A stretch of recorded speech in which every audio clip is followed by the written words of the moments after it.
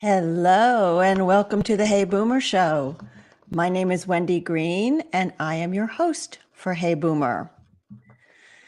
I had a very short night of sleep last night. I got a phone call about 1 a.m. from my stepdad telling me that my mom was going to the hospital in an ambulance. And so I drove over to get him, and we had a very harrowing drive going through very dense fog to get to the hospital. And I was very pleased with the thoroughness of the tests that they did at the hospital. They did everything. She presented with a lot of gastro issues. But what turns out is she has COVID. And he probably had COVID the week before. He is doing fine, and she is now home resting comfortably. And I am keeping my fingers crossed that after spending all of that time with them in the hospital, that I am not the next one in the family to come down with COVID. But I'm telling you this story because typically we think of COVID symptoms as the cough and the fever, which is what Dawn had, her husband. She did not really have that. She hasn't had a fever. She had some cold symptoms, but hers was mostly stomach issues. She couldn't keep anything down, hadn't eaten in a day or so. We were worried about dehydration.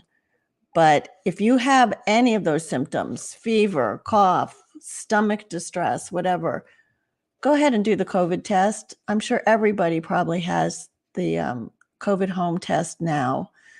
Just do it so that you are sure that you do not have COVID and you do not go out and expose anybody else to the virus, because there's a new strain, the hospital was telling us, and they are seeing the numbers go up.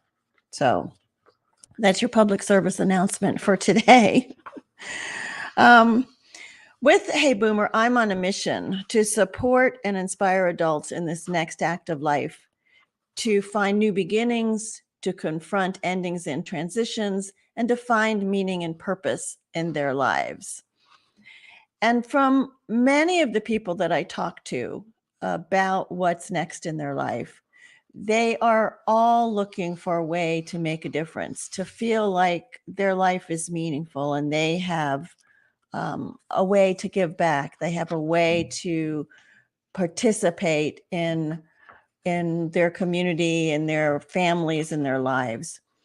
And my guest today, Joe Allaria, is the co-founder of CarsonAllaria Wealth Management, which is an independent registered investment advisory firm located in Illinois, where he lives with his wife, Jackie, and their two sons, Brooks and Bennett.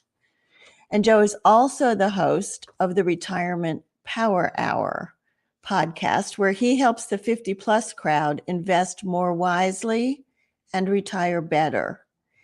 On his podcast, he discusses topics like investment, retirement planning, behavioral finance, taxes, Social Security, Medicare, and more. And in fact, I was a guest on Joe's show a few weeks ago. So we talked about the lifestyle. Joe also has been featured in the Wall Street Journal, USA Today, CNBC, Yahoo Finance, and NASDAQ.com. So I'm sure we're going to learn a lot from him and have a really good discussion. Before I bring him on, I want to thank Rhodes Scholar for their support of Hey Boomer. Rhodes Scholar is the not-for-profit leader in educational travel for boomers and beyond. They have trips to all 50 states and over 100 countries. And you can get to their site and preview some of their trips by going to Rhodes Scholar, ROADscholar.org/HeyBoomer. I also want to remind you that I am hosting a trip to Costa Rica with Rhodes Scholar June 2nd through 10th, which is going to be an amazing adventure. I'm so excited about it. We do still have a few slots left for adventurous travelers. I would love to have you join us. So if you're interested in finding out more about the Rhodes Scholar trip that I'm hosting to Costa Rica, just drop me an email, wendy@heyboomer.biz, and I will send you some more information. So come and join us. And with that, announcements are over. Let me bring Joe on and start talking about this. Joe? Hi, Wendy. Glad to have you on the show today. Well, thank you. Yes, thanks for having me. It's a pleasure and an honor, and I love listening to your show, so it's awesome to be on it for once. Thank you. Yeah. And Annalie, drop me an email if you want the information rather than posting it here in the chat. So as I was saying to you, Joe, before we came on live, I saw that you played college football and majored in marketing, and now you're a certified financial planner. So I'm curious what made you move into that direction? Yeah, good question. It was probably could have been luck or happenstance, but when I graduated college, it was at a time where the job market wasn't near what it is today. It was very difficult to find employment, and I was having a hard time finding a job in my area. And so I was literally going through my phone book and just calling people, contacts that I knew in whatever business, and just saying, do you have anything? And so I ended up calling someone who was a former coach of mine and owned his own financial services company. So that's how it all got started. I thought I was going to go there and maybe do some marketing for them, but it turned out that I studied to get licensed as an advisor and really liked it, enjoyed it, and just continued with that. And that was gosh, I had to remember what year it was, over 11 years ago. So I've been doing that ever since I got out of college. And then you went on to get this certified financial planner designation, which is really a tough designation to get. Yes, and that was a few years into my career, and I thought to myself, if I'm going to do this, I want to do it right, and I want to get, not only just get the credential, but I want to be knowledgeable. I want to be able to do a good job at what I'm doing. I want to know what the top financial planners are thinking about and talking about. And at the time when I got the CFP, it was popular, but not nearly as popular as it is today. And today it's a good thing. It's almost a minimum requirement, for a lot of people out there that are looking to hire an advisor. That's people are much more aware. And I think it's a good thing for our industry, because it's a way to separate the people that are serious about financial planning from the people that are just out there trying to maybe sell a product, a financial product, an insurance product, or something like that. Right. Well, congratulations on achieving that. Well, thank you. So I was thinking about, all the people that I talk to about the What's Next program that I do. Mm-hmm. And many times people will say to me, oh, I have no problem with that. I am so busy in retirement, I don't need the What's Next program. And then, of course, there are other people that never took the time to look at what they're going to do when they retire, and they're the perfect client. So I'm wondering with you, there's a lot of people certainly that in my age group that I know that have managed their own money, like with Fidelity or something, mm-hmm. and now they're retired and they're not saving. So what would you say to them when they say to you, well, I don't need a financial planner now. I'm not even earning any money. This may surprise you, but the people that say that, I would say, okay, not everyone does need a financial advisor. And I'm certainly not going to try and convince you if that's what you believe. And a lot of our clients, though, they don't think that. They want help, and they know that because they had an entire career doing something completely different, not in investing, not in the financial world, they don't have the expertise to put themselves in the best position during retirement. So that's really gratifying for me and for our team, is to work with people that want to be helped and know they need help, and we're able to deliver that help for them. Now I could try to convince those out there that say I don't need an advisor. but it's generally not worth it. But there's also a difference in what we do, Wendy, and what people think advisors do. And when I say we, I'm talking about our firm. Yeah. A lot of people think advisors just pick mutual funds or stocks and it ends there.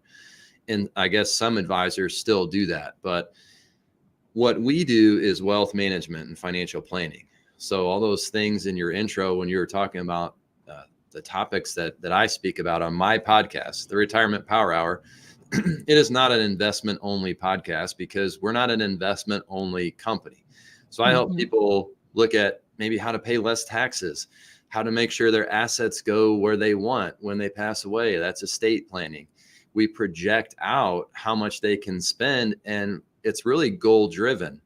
So our whole idea and goal is to be able to help you do the things that you want to do. It's not always about, let's just find the investment out there that's going to get me the max rate of return. I mean, that would be great if we could do that. And if anyone, if you had a crystal ball. Exactly. And we're going to be the first ones to tell you that we don't, but we're going to use fundamentals in investing and create a customized plan so that if you mentioned travel again in the intro, if someone wanted to travel and it's going to cost a little bit of money, then instead of an advisor just saying, oh, you should be fine to do that, that's very gray. And we want to be able to deliver outcomes and solutions to folks where they can feel very confident. So when people ask, can I take a $30,000 trip?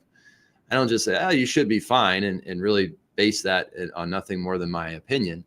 But we actually pull up their retirement plan, their cash flow projections. We'll enter that what if scenario, and we'll see what it does. And a lot of times it's, yes, you can do it, but here is the outcome. Yeah, it is going to make you have less money down the road. Now you can't run out, but having a little bit less down the road may not be that big of a deal.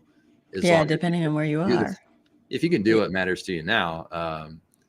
Hardly anyone's ever come in. I don't know if anyone ever has come in and said, I want to have as much as I possibly can when I'm 100 years old. That's not the goal. So that's part of our process. Yeah. And I know from our conversations that you get a lot of fulfillment helping people reach their goals and find ways to find their own fulfillment with the money that they worked hard to raise. So I imagine that was part of your motivation for starting the Retirement Power Hour podcast. Absolutely. That's all about education. And it started out of the COVID-19 pandemic of 2020. In fact, it was something that, a lot was happening every week. I mean, even day by day in not only the world, but the market. And so that started as a way for us to send information quickly to clients. So I started hosting these webinars, and I would make them live, just like this one. People could come on, ask questions. I'd explain what was going on in the market.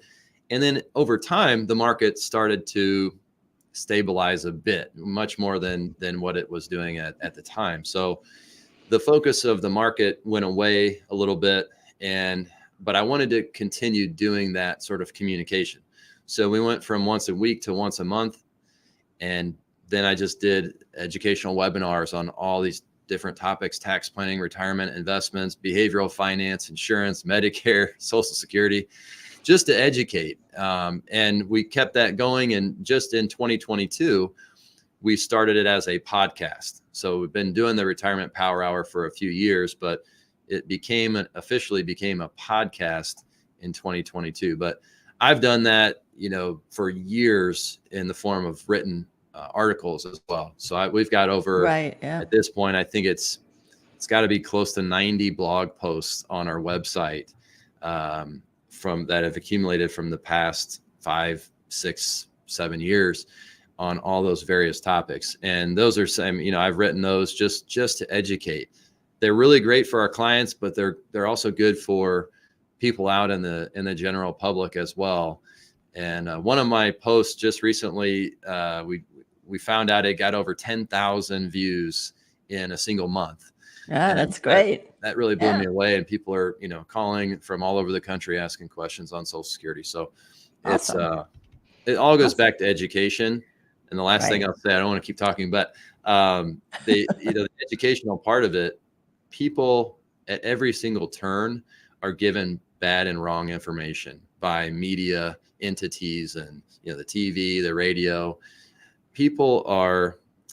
They're faced with it all the time. And it's, if I'm a media publisher, my incentive or, my goal is to get as many clicks, as many downloads. And the way to do that is to drive and increase fear. That's what increases engagement. So yeah, unfortunately. we on our show are sort of the anti-media in the sense that we don't do the fear mongering. We bring it back to education. We're not going to tell you what you want to hear. We'll tell you the truth and tell you pros and cons. A lot of people will say, all stocks in this category are bad, or all 401ks are bad.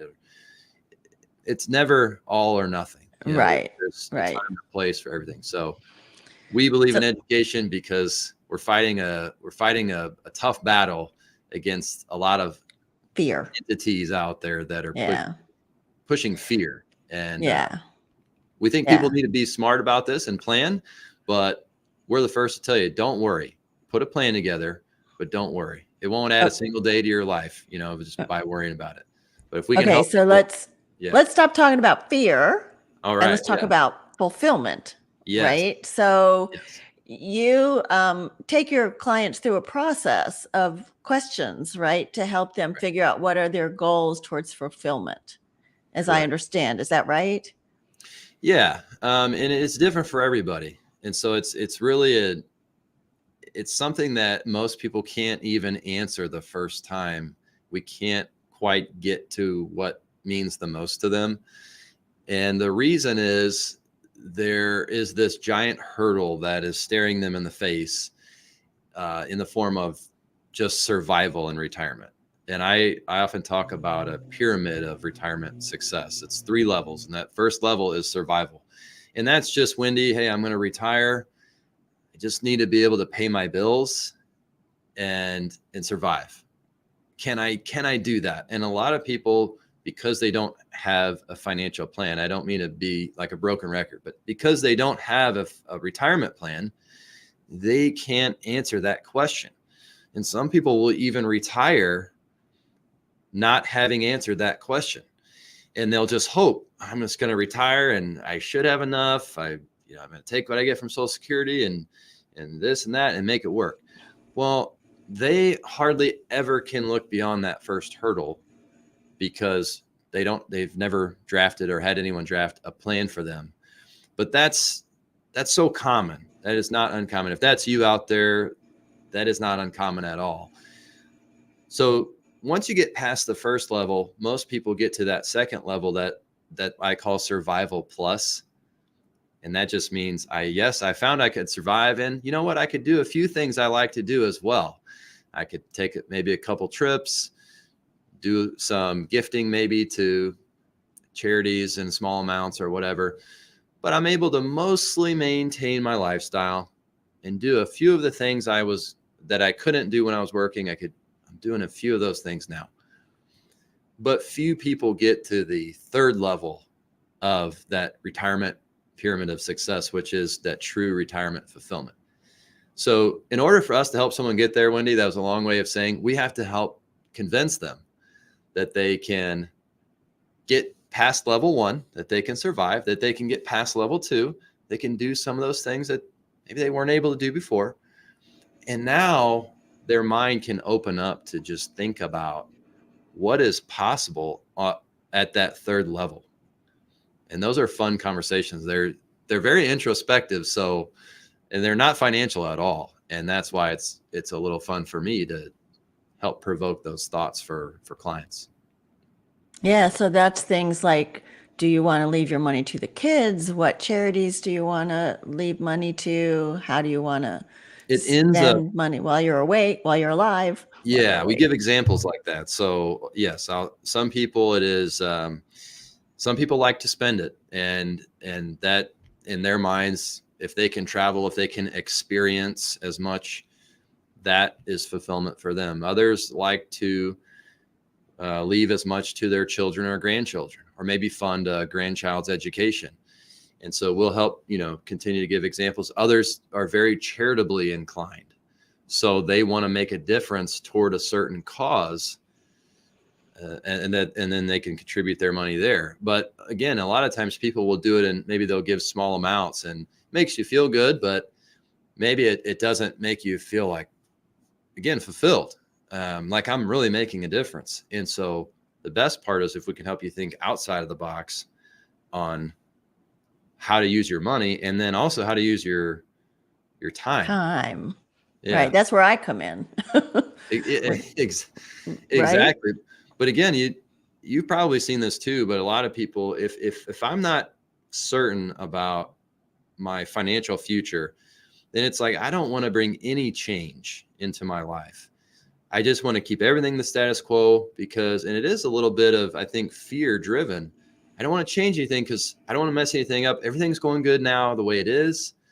And I'm afraid if I change something, I could throw something off. So we talk about how to use your money, but we also talk to clients about how to use their time. Yeah. So a question just came in and I was thinking the same thing, Susan.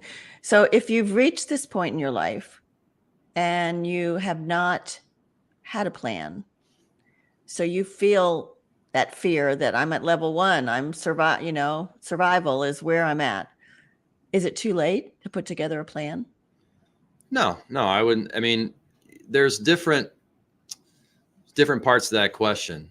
Financially, I'll be honest and tell people, if you haven't saved and you're not in a good financial position and you're 70 years old, that's a lot different conversation than if you started talking to an advisor at 40. Now, many people though do come to me and to us, Wendy, and they think they're not in good shape.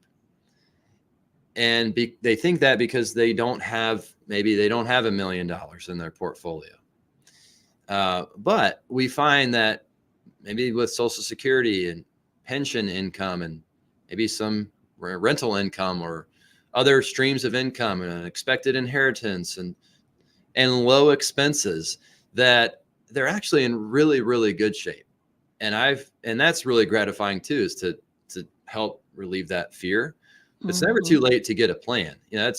I always equate things to the doctor. If you haven't been to the doctor in 10 years, and I'm not good about this either, so I need to go do that. But if you haven't been to the doctor in a long time, is it too late to go? No, absolutely not. Hopefully the doctor can say, hey, you're doing fine. Here are some things to address. Here are some goals or some medicine, or hopefully something like a nutrition plan. In a rare instance, may they say, hey, we found out that you've got stage 3 cancer. They could say that. And we may say that to someone who's really doesn't have a plan and hasn't ever had one and hasn't ever talked to anyone about anything and has no money saved up. Sometimes we would say that, but there's always a way to make things work. And so I never want people to feel discouraged if they don't have a plan. Your expenses, you control those. So you can control those. We may not control the total size of the portfolio fully and how it grows and things like that, but you control your expenses. And if you're healthy, you can control your income because you can keep working. Right. Or you can work part-time, which has a, part-time or that semi-retirement. I don't want anyone to look down upon that, because that is it provides extremely positive financial outcomes. And there's actually studies that have been shown that it provides great psychological, emotional benefits. You live longer, you stay healthy. So right. I encourage people to continue working, even if they don't necessarily need that part-time income. Right, because it also adds to your feeling of relevance, your feeling of, still mattering, what matters, what you do, and that you're out there and you're meeting people. So I totally agree that there are a lot of benefits to part-time work. And, sure. I think you make some good points. Like we look at our 401k or our IRA or whatever, and we say, oh my gosh, I don't have $1 million in there. I don't even have close to $1 million in there. But there are other sources of income, right? There is Social Security and inheritance and or part-time work and pension, pensions. maybe you did work somewhere for a while. And again, maybe you're healthy enough to continue to work. When Social Security was started, the average life expectancy was certainly not what it is today. And so it's the Social Security, we all refer to it as Social Security, but it's the old age retirement income fund. Okay. So That's what it's officially called? I got it pretty close, but yeah, it's Oh, the old wow. age supplemental retirement income. So Wow. yeah, a lot of people don't know that. And No. it wasn't ever designed to help people retire and live another 25 years. Right. But that's kind of what's been happening because we're living longer, which is a good Right. thing. But if you can work a little bit longer, you let that Social Security benefit delay to age 70, you're going to get a lot of what are called delayed credits in doing that. You can work, part-time till 70 or beyond. Again, I think working and staying engaged and staying involved is a great thing, again, financially, but also psychologically, emotionally. And you know that as well as anyone, helping people plan out their lifestyle in retirement. But here I am, a financial person, saying, don't only work for, the better financial benefits, but it keeps your mind sharp. It keeps you having a reason to get up. Maybe not every day. Maybe it's just a couple days a week, but it keeps someone relying on you. And that's a big driver of, I think, our fulfillment is someone's counting on me to show up and do something. And so I got to do it because they're depending on me. Right. No, I think you make a good point. So if you keep working, say, you like what you're doing, you're still working 75 beyond, and we have to start doing those required distributions. Yeah. If you don't need that to live on at that point because you're still working, can you reinvest that? Can you save it still? You can, yeah. So you can reinvest. Let's say you have a portfolio of stocks and bonds, and you're still working, or you just don't need the money. A lot of clients that we have, for those reasons I mentioned, they have pensions, Social Security. Maybe they're working. They don't need the required minimum distributions that they're forced to take out. So you have to take them out of your traditional IRA. You have to take them out of that account, but you don't have to take them out of the market per se. You can take the money out of that, move it over to a non-IRA account, which we just call a brokerage account, or it could be a joint brokerage account with a spouse. You could put the money there. Now you will have to pay taxes on what you pull out of the IRA. Right. But you can reinvest the net proceeds back into the stocks and bonds that you held before. And a note on that this might be brand new information to your listeners on this, Wendy, but there was a law passed about a week or two ago. Secure is the Secure Act. We call it Secure 2.0. And the RMD age has actually changed from 72 to 73. So for anyone that was planning to take RMDs in 2023, so you were going to turn 72 in 2023, you actually don't have to take any RMDs this year. So you won't have to take them until next year. So a fun fact, but nobody will start taking RMDs for the first time in 2023. If you were 72, then last year, if you were 72 last year, you already took yours last year. So you'll have to keep taking yours. But if you're turning 72 this year, you won't start taking RMD this year. Interesting. So they keep pushing that age back, which it's some view it as a good thing, and then others view it as a bad thing from a tax standpoint, because now you're going to have larger withdrawals when the time does come, which makes that proactive tax planning, that we talk about, very important in the years leading up to that. So to your question earlier, your listener's question, if they're 65 years old, you still have, now you've got 8 years until you hit that RMD phase. So there's different phases that there's always planning that can be done. Yeah. So with the volatility that we've seen in the stock market lately, like I I was watching my stocks go up and my IRA go up, and I was like, this is great. And now it's not. Do you find that people are getting nervous? Have they come in and done a lot of talking to you about, now I need to readjust my plan? I think it's natural that people feel uncomfortable. Even the most educated investors who know that this sort of thing is expected, it's not comfortable. So investors, I think, are feeling discomfort. But I will say our clients deserve a lot of credit, because I don't know at this point, even the entire year last year, if I ever received one phone call from a panicked client after a big down day in the market. I didn't have to talk anyone off any ledges, any hypothetical or figurative Right. ledges here. But that's because I think part of it is they've committed to our process. And that is, first, having a plan. So we've showed them this is what can happen if the market does come down, and here's how it affects you. Well, if I don't know that, and then I see the market coming down, I'm going to panic. It's just natural. But if I know that I can sustain these downturns, and I know that my plan is still looking strong and I'm still on track, I'm not going to panic as much. And the other thing is, we're very proactive in our communication. So, we were sending out videos, recorded videos, making phone calls. So I think that helps as well. But clients surely and investors surely are uncomfortable.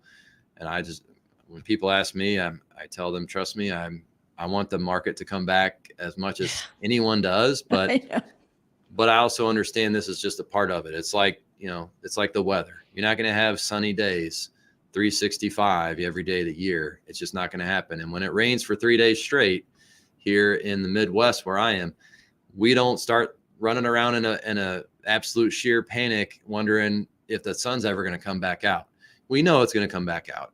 Sometimes you just got to give it time. And here in the dead of winter is the same thing. As we record this, it's pretty cold outside. I don't know how it feels where you are, Wendy, but it's chilly, and I'm looking forward to the warm weather, but I know it's going to come. I just got to be patient.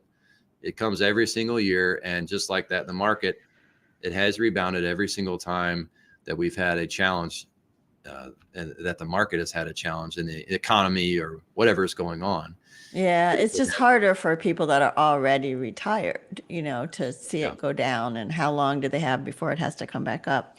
So tell me this, Joe, if somebody doesn't have a planner now and they wanted to start to find a planner, what should they look for when they start interviewing people to potentially be their planner? Well, credentials are one, and we talked about those, experience. I have a guide, and we actually put a guide together, 10 questions you can ask before hiring a financial advisor. So that may be a great resource that we can share. You can share with your listeners. That's on your website? In your show notes.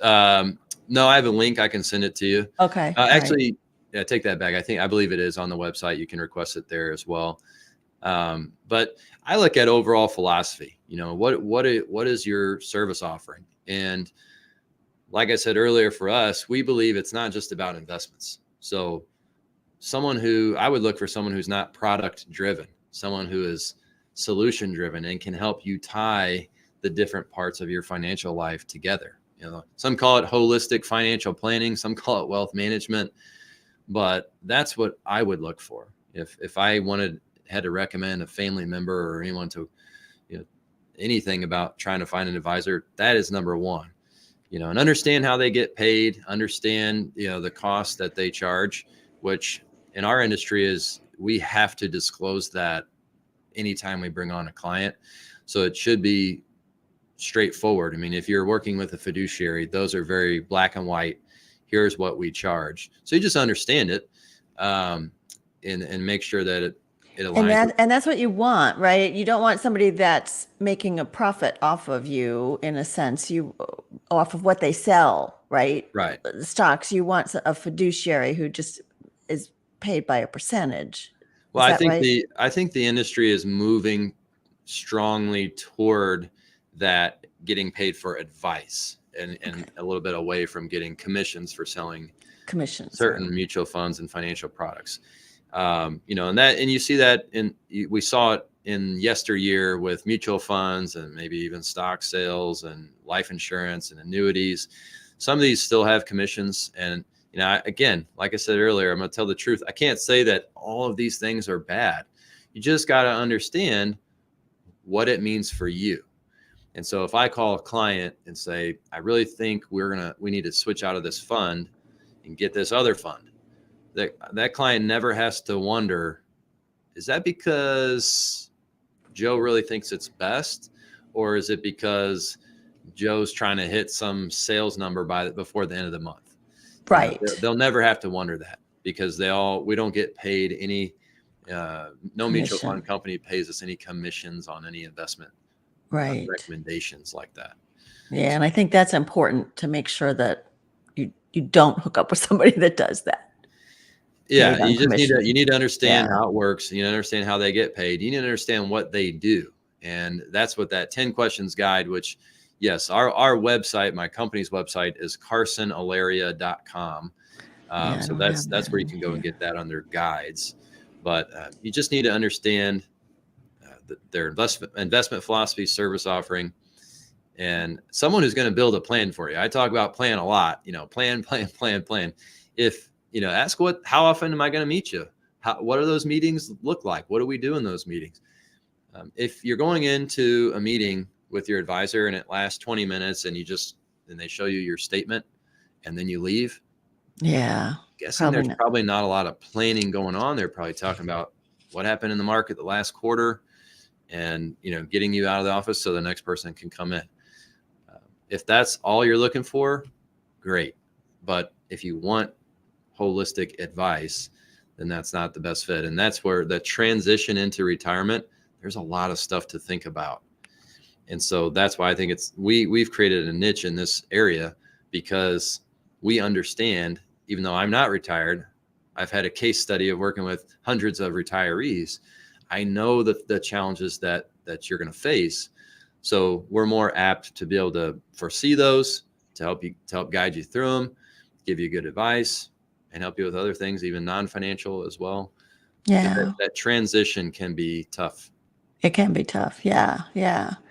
Joe, this has been really informative. I have really appreciated you sharing all this information with us. And it's very obvious that education of your clients and of this audience is a priority for you. I just shared your website, CarsonAllaria.com. Here's the podcast website, retirementpowerhourpodcast.com. Yep. Where you could hear more about what Joe thinks about retirement and Social Security and Medicare and behavioral investing and all of that good stuff. So you can check that out at retirementpowerhourpodcast.com. Let's see. I am offering what I'm calling the Vitality Assessment, which you can find on the homepage of heyboomer.biz. And all you have to do is click and you'll get a download link for that. So that kind of gives you an index of where you are. Is your glass half full or half empty as you're looking at retirement and your lifestyle, and what you need to do to get that vitality up. So I would encourage everybody to go try and grab that, and to also support our sponsor, roadscholar.org/heyboomer, and join me in Costa Rica. So my guest next week is Dr. Joe Casciani, and he also has a podcast. Joe has a podcast called the Living to 100 Club. He has a 40-year career as a psychologist and manager of mental health practices, specializing in the care of older adults. He believes that living longer is the new normal, and that it is not always easy. So his mission is to help us reconnect with our resilience and age with positivity. And I always like to leave you with the belief that we can all live with passion, live with courage, and live with relevance. And remember that you are never too old to set another goal or dream a new dream. Joe, thank you again for being a guest on the Hey Boomer Show. Thank you, Wendy. I appreciate you having me. It was my pleasure.